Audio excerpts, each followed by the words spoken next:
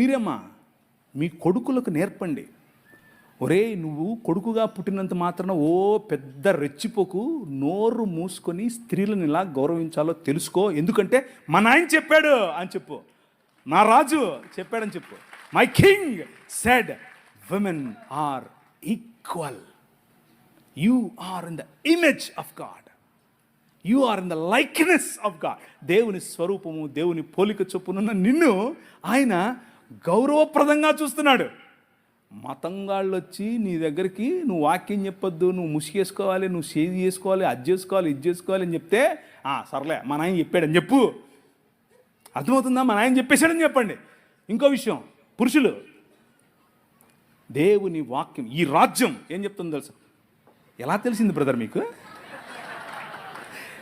ఎలా? పరిశుద్ధాత్ముడు మాట్లాడా?